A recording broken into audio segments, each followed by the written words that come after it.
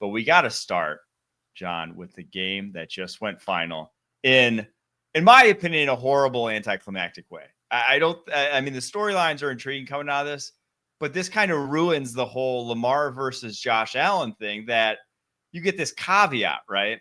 The caveat that is Mark Andrews dropping the 2-point conversion that would have tied it right at the game. It feels like we didn't get to see the two MVPs, the debate we've had all season long. It felt like we almost got a push. Felt like we got a tie. Yeah, it was like watching two heavyweights go at it, and then it's a draw at the end. No one wins, and everyone's mad at the judges. Why is this a draw? You have to pick a winner. And it would have been easy to say, hey, look, Josh Allen was the better quarterback if Lamar Jackson had not come through on that final drive. Josh Allen wasn't that flashy in this game. It was standard Josh Allen, get a couple rushing touchdowns, be smart and efficient with the football. But Renner, look, Mark Andrews, I feel like, because of what happened, which we'll obviously talk about, but that might save Lamar Jackson from being kind of the scapegoat here because, that was an ugly first half from Lamar, wasn't it? He had a terrible first half, and it was truly like everyone had that to point to say playoff Lamar. But as much as Josh probably had the cleaner game of the two, like Lamar made far more big plays, whether it was with his legs, 39 yards on the ground, whether it was some big plays with his arm. That last drive was like a masterclass from him in creating on his own, creating outside the pocket. Like it was pure Lamar Jackson. But the pick was terrible. He throws a corner route, and maybe the wide receiver ran the wrong route or wasn't where he was supposed to be. But the DB is standing there, letting it hit him in the chest. Like he's going to make a play at the catch point regardless. And then the fumble was just another play where it was like, yeah, it was a botched snap, but you can't compound these things, especially in a situation like that. Lucky that didn't go all the way back for a touchdown after he fumbled it. So, yeah, Lamar had the more mistakes, but then he made the bigger plays. And so if you were looking for this to decide your MVP debate, again, like I said, I think it's still a push. Like it kind of was exactly what we saw during the regular season, where for every stat for Lamar, there's another stat for Josh. I think that's similar to how I feel how this game played out. I think for me, if this had been, obviously MVP voters have already voted because they had to vote at the end of the regular season. But if it was me personally judging based off this game, I probably go 50.1% toward Josh Allen and 49.9% Lamar Jackson. It really was because of those mistakes. Look, Lamar was magical in the second half, but he has this reputation of just totally melting down in the postseason. And we saw that in the first half. He has the interception and fumble, as you mentioned. This was the fourth time in 8 career playoff starts that he has had multiple turnovers. That is 50% of his playoff games, Renner. That is just an unheard of number if you are a quarterback who's trying to win a Super Bowl or just trying to win a playoff game. And you compare that to what he's done in the regular season, he's only had multiple turnovers in 14 out of 94 starts, 15% of the time. So it really, the dynamic and how he changes in the postseason, it's kind of mind-blowing. And obviously the second half was not Lamar's fault at all. It was Mark Andrews, who had possibly the worst second half of any tight end in a playoff game in NFL history. I mean, I was joking with you before the show that Mark Andrews, I think about just retiring. I'm not sure I ever want to go back on a football field after what happened here. We saw the huge fumble where the Bills are driving down to possibly take the lead. It was 24-19 at that point. He had gotten them across midfield with a huge catch. He tries to make a small move to gain, 2 more yards?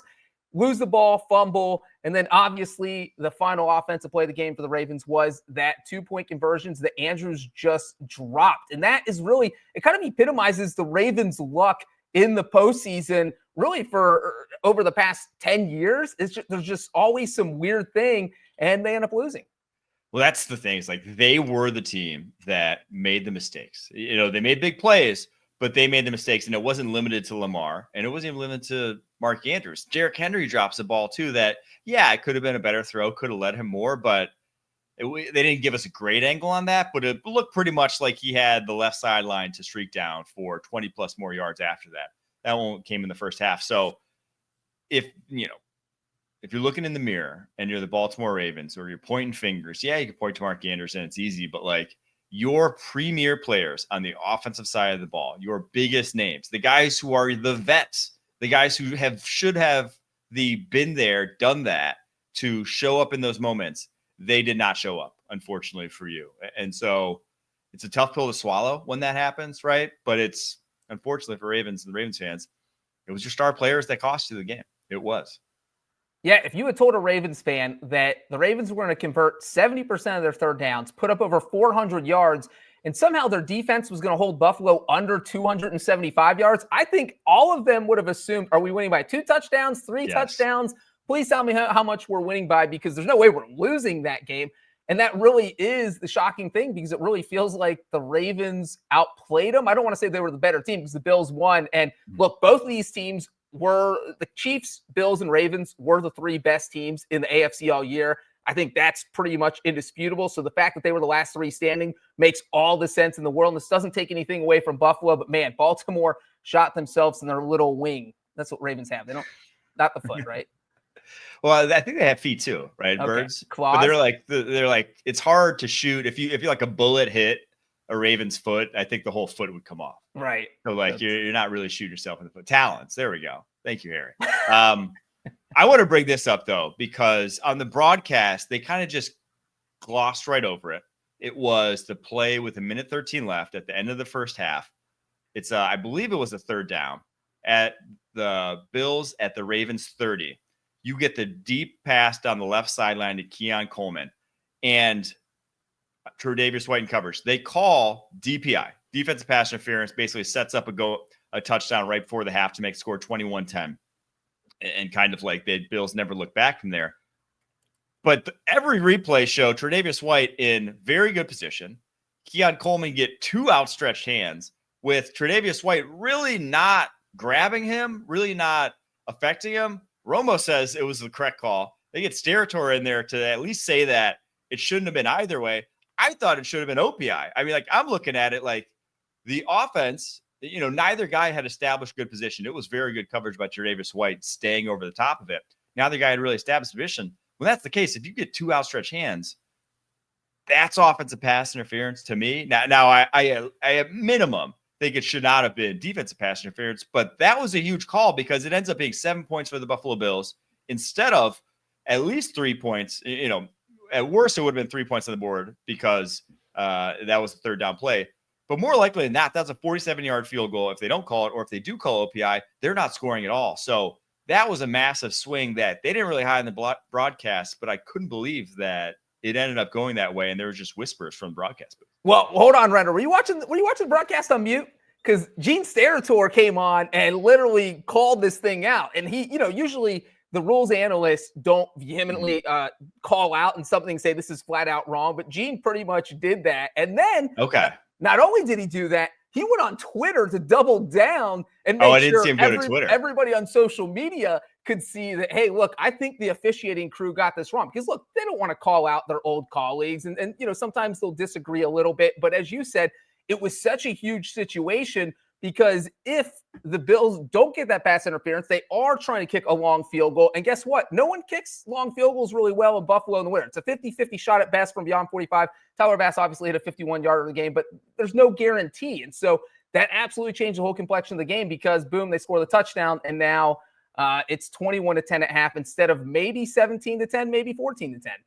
I missed the tweet from Gene. I'll read it here. He said, I would have liked to see this as a no call. Neither player gains an advantage, and both appear equally guilty of engaging in contact while the ball is in the air, which, hey, credit Gene Steratore. I thought he was a little bit more on the broadcast, a little bit more hesitant to really go in on it, but I thought it was a terrible call and one that really swung this game.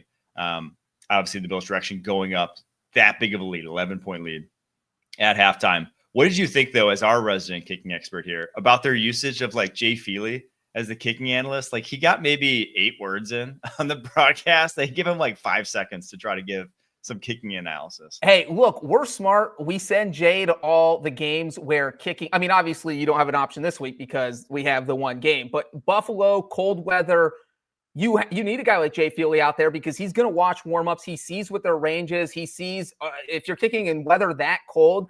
A lot of time your range drops 5 or 7 yards. And so asking Jay Feely, hey, is this a makeable kick?